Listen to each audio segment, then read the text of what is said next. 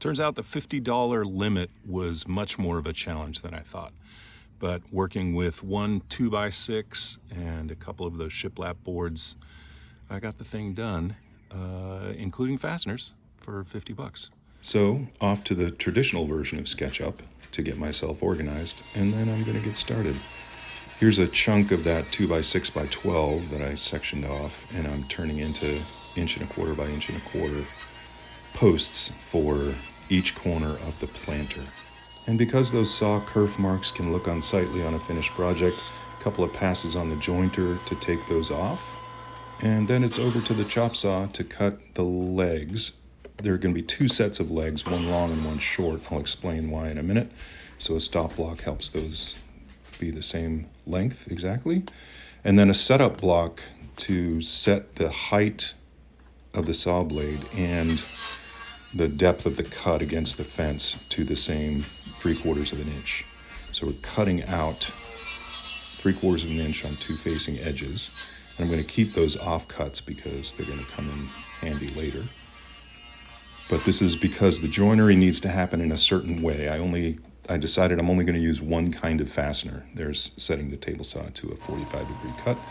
I'm only going to use staples to assemble this thing because I was trying to stay under budget, and that seemed like the best choice. So these shiplap pieces are going to meet at a 45 inside each of those legs that I just milled out. And these kinds of repeated cuts are done really easily with a miter gauge with a stop block on it. And I love this one because it flips up. Flip it up, make the first 45 cut, put it back down, and cut the piece to length. And here's the very simple assembly idea I came up with. Each piece meets at a 45 inside the corner piece and then gets stapled together. These are 18 gauge 1.5" galvanized staples, narrow crown. And the offcuts are going to go in as cleats to hold the bottom in. But let me pause here and tell you why I'm doing all this. Over the last year or so, I've been putting out content that tries to do at least two things. One, to give the average DIYer some encouragement that you can actually build beautiful things yourself for your home. Hold on a sec, let's square this thing up, staple that side down, rack it square, staple the other side down, and that should take care of it. Okay, as I was saying. And secondly, what I've tried to do is put out content that's calming and relaxing to watch. So largely I've focused on voiceover videos that just are zoomed in on the project itself.